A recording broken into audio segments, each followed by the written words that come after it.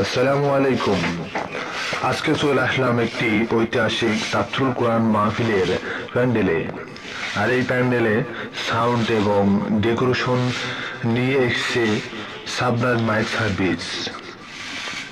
স্থান দর্শনা রামনগর চুয়াডাঙ্গা। আপনারা ইতিমধ্যে দেখতে পাচ্ছেন সাবনাজ সাউন্ড সিস্টেমের মিক্সার এবং মঞ্চের সিলিং বিখ্যাত বিখ্যাত সেরা সেরা ডিজাইনের মঞ্চের কাপড় দিয়ে থাকেন শাবনাজ মাইক সার্ভিস। আর এই শাবনাজ মাইক সার্ভিসের এই লাইটিং প্যান্ডেল কাপড় এবং সুন্দর সুন্দর ডিজাইনের প্যান্ডেল যদি আপনারা নিতে চান, এখনই যোগাযোগ করতে পারেন। স্ক্রিনে নাম্বার দেওয়া আছে এবং ঠিকানা রামনগর দর্শনা চুয়াডাঙ্গা। মঞ্চের সামনে সুন্দর ডিজাইনের স্ক্রিন এবং ইভেন্টের কাজ করে থাকেন। বাংলাদেশের ভিতরে বিখ্যাত বিখ্যাত কাপড় এবং সিলিং সুন্দর সুন্দর ডিজাইনের প্যান্ডেল করে থাকেন একটি নির্ভরযোগ্য প্রতিষ্ঠান। এই প্রতিষ্ঠানের মিক্সার চালানো ইঞ্জিনিয়ার শরীফ খান, তাকে দেখতে পাচ্ছেন, মিক্সার উনি চালাচ্ছেন।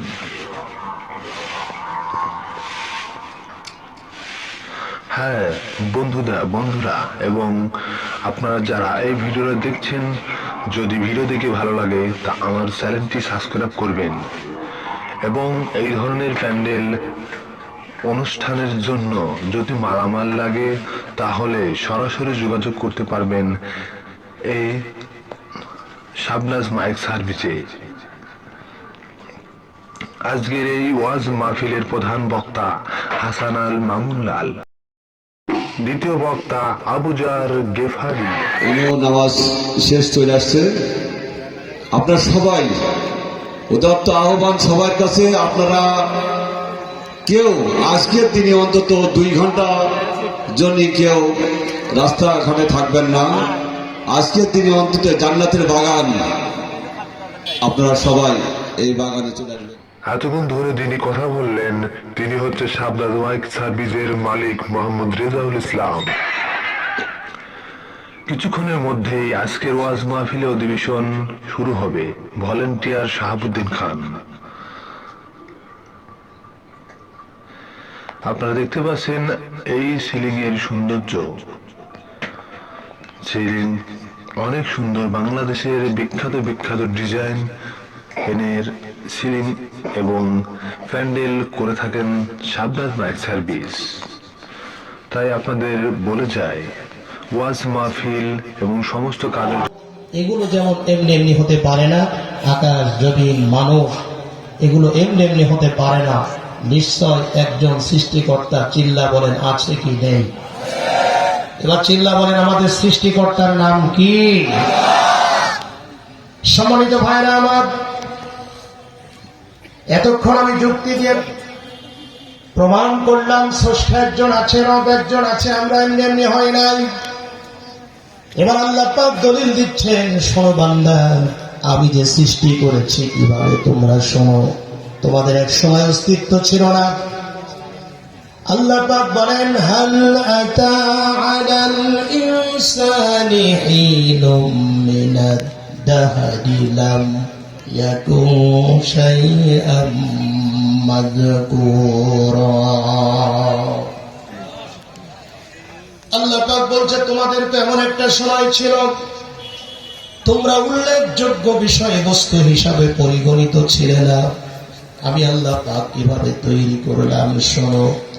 এক ফোঁটা নাপাক পানিকে তোমার মায়ের পেটের ভিতরে জমাট রক্ত করলাম, রক্তকে গোশত পিণ্ড করলাম, এরপরে হাড় দিলাম, এরপরে অঙ্গ প্রত্যঙ্গ দিলাম, এরপরে উপরে চামড়া দিয়ে চাউলি দিলাম, এরপরে একটা বাচ্চার আকারে তোমার মায়ের পেট থেকে আমি আল্লাহ দুনিয়ায় আনলাম। আর রহমান আল্লামাল কুরআন খলাকাল ইনসানা আল্লামাহুল বায়ান। আমি রহমান শিখিয়েছি কোরআন, সৃষ্টি করেছি ইনসান। আল্লাহ পাক বলে বান্দা শোনো, আমি সৃষ্টি করেছি। কাইফা তাকফুরুনা বিল্লাহি ওয়া কুনতুম আমওয়াতান ফাআহইয়াকুম সুম্মা ইউমীতুকুম সুম্মা ইউহয়ীকুম সুম্মা। স্বীকার করো আমাকে, কেমনে আমার সাথে কুফরি করো।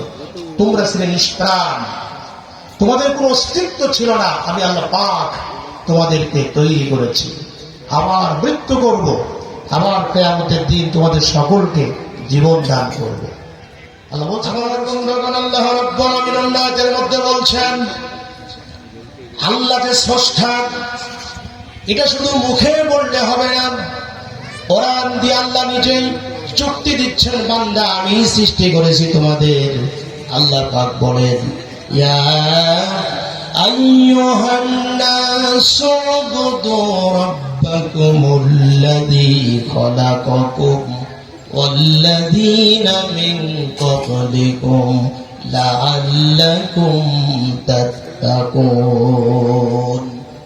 গোলামি করো, দাসত্ব করো, আনুগত্য করো, আইন মানো, বিধান মানো সেই রবের, গোলামি করো সেই রবের।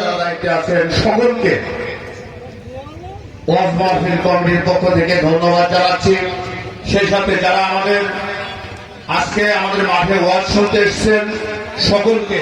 কোরআনের সাফায়াত যদি হয় জোরালো সাফায়াত, কোরআনের মামলাও হবে জোরালো মামলা। কোরআন আল্লাহর আদালতে দাঁড়িয়ে বলবে, ইয়াকুলুল কোরআন ইয়া রাব্বাল আলামিন। কোরআন বলবে রব্বুল আলামিন, ইন্না আবদাকা হাযা ইত্তাখাযানি মাহজুরা। রব্বুল আলামিন তোমার এই বান্দা, এই যে আমি আবুজার ভাইকে যেভাবে দেখাচ্ছি, এদিকে দেখেন, তোমার এই বান্দা, ইন্না আবদাকা হাযা হাযা, তোমার এই বান্দা ইত্তাখাযানি মাহজুরা, দুনিয়াতে আমাকে পরিত্যক্ত রেখেছিল। 60 বছর 70 বছরের জিন্দেগি পেয়েছে, মা বোনেরা শোনেন, 80 বছর 90 বছরের জিন্দেগি পেয়েছে, ফিজিক্স পড়েছে, কেমিস্ট্রি পড়েছে, বায়োলজি পড়েছে, ম্যাথমেটিক্স পড়েছে, তসলিম আর উপন্যাস পড়েছে, কার্ল মার্কস লেনিনের লেখা বই পড়েছে। 60 বছর 70 বছরের জিন্দেগিতে কোরআন খুলে থাকে নাই, এমন কপাল পড়ে হতভাগা মুসলমান জমিনে আছে না? কোরআন তো পড়লো না, বুঝলো না, কোরআনের আন্দোলনে সামিল হলো না, কোরআনের আলেমদের সাথে সম্পর্ক রাখলো না।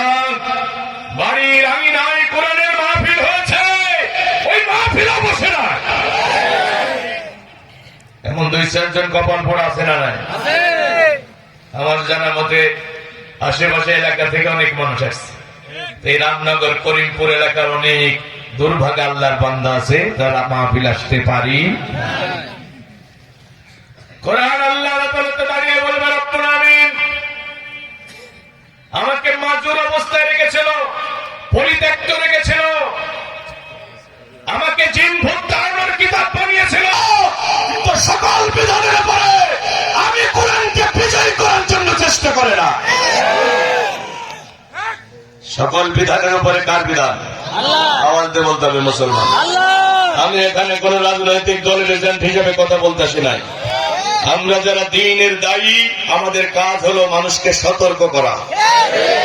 এই এমন ঘন কালো অন্ধকারাচ্ছন্ন বিপদ সংকুল রাস্তা, এই রাস্তায় আমার আবুজার ভাই গেলে জানো, রাস্তার বিপদের কথা আবুজার ভাই জানে না।